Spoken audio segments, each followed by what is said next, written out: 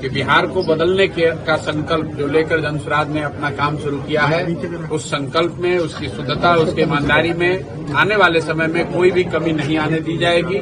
और 6 महीना जो सरकार अभी बनी है, 6 महीना इनको इनके वादों को पूरा करने का समय देंगे और 6 महीने के बाद बिहार की जनता के साथ जो जो वादे किए गए हैं वो सरकार उसको पूरा करे। उसके लिए पूरी ताकत से हम लोग जनता के साथ लगेंगे। उस 6 महीने के, वो 6 महीना का समय पूरा होगा मई के अंत में। उसके बीच में जनसुराज के सीनियर साथियों ने, हम लोगों ने निर्णय लिया है कि बिहार के नवनिर्माण का अभियान शुरू हो, उससे पहले जरूरी है कि मई से पहले बिहार में जो जनसुराज का संगठन है उसको पुनर्गठित किया जाए, उसको मजबूत किया जाए।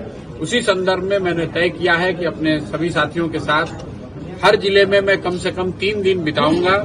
आज उसके तहत मैं औरंगाबाद में 1 दिन के लिए आया हूं, अगले 1 महीने के बाद फिर आऊंगा और संगठन के जो साथी हैं, जो जनसुराज से जो लोग जुड़े हुए हैं, उनकी बात सुनने के लिए, ताकि वो जमीन पर क्या बात हो रही है, जनसुराज को क्या करना चाहिए, कहाँ हम लोग से गलती हुई है, कहाँ चीजों को और बेहतर करने की जरूरत है, ये सभी साथियों से राय विचार आज कर रहे हैं। इसके आधार पर नए संगठन की घोषणा अगले 2-4 दिनों में होगी और जब नया संगठन 2-4 दिनों में बन जाएगा उसके बाद फिर उनके साथ मैं आऊंगा, औरंगाबाद में बैठूंगा। जिले के, प्रखंड के और पंचायत से लेकर वार्ड तक जो संगठन बन रहा है नया, उसके साथ बैठकर यहाँ हम लोग आगे का निर्णय लेंगे कि आगे पार्टी को, दल को यहाँ पर क्या कुछ करना है। इसके साथ एक जो बड़ा विषय है वो ये है कि बिहार में जो पंचायती राज के चुनाव होने वाले हैं, दल में इसकी चर्चा हो रही है कि क्या पंचायती राज के चुनाव में जनसुराज को दल के आधार पर शामिल होना चाहिए अथवा नहीं। जैसा कि आपको मालूम है, जनसुराज की जब अवधारणा लेकर हम लोग बिहार में आए, उस समय से ही हम लोग ये कहते रहे हैं कि बिहार में अगर आमूलचूल बदलाव लाना है, परिवर्तन लाना है, तो सिर्फ विधायक और सांसद को बदलने से नहीं होगा। पूरी व्यवस्था सड़ गई है, अगर उसको सुधारना है तो आपको वार्ड से लेकर संसद तक हर जगह अच्छे लोगों को चुनकर लाना होगा।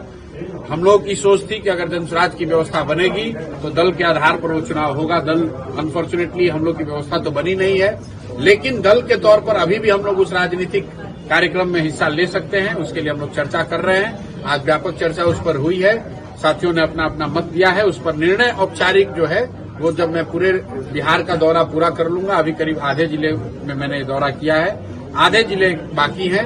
15 अप्रैल तक उस पर जब सारे जिलों का मैं दौरा कर लूंगा, तब एक निर्णय लेंगे कि जनसुराज दल के तौर पर पंचायती राज के चुनाव में हिस्सा लेगा या नहीं लेगा।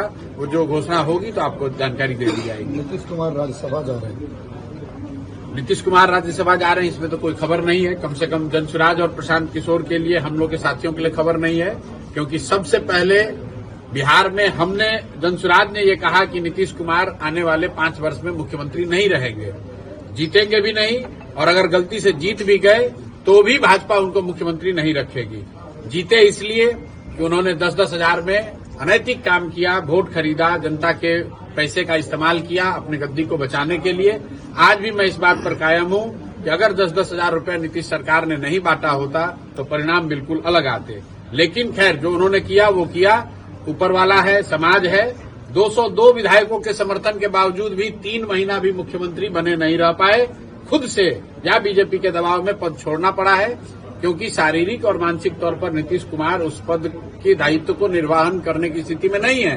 तो आप चाहे जितना मीडिया मैनेजमेंट कर लें, जितना आपके अगल बगल के पदाधिकारी आपको छुपा लें, जो सत्य है वो छुप नहीं सकता है। और जो बात जनसुराज ने कहा था कि नीतीश कुमार नहीं रहेंगे, आप देख रहे हैं वही होने जा रहा है। लेकिन इससे एक बहुत बड़ा यक्ष प्रश्न जो पैदा हुआ है कि भाजपा के लोग जिन्होंने नीतीश कुमार को मुखौटा की तरह इस्तेमाल किया, कल तक कह रहे थे कि डबल इंजन की सरकार है, नीतीश जी ही रहेंगे, अब उनको जवाब देना चाहिए कि भाई अब किसकी सरकार होगी?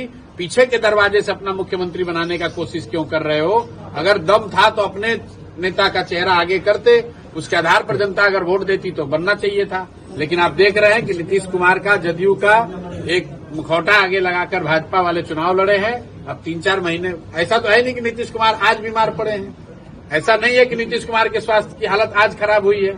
ये भाजपा को, हमको, आपको, पूरे बिहार को पहले से पता था, लेकिन भाजपा वालों ने बिहार के लोगों को भ्रमित किया।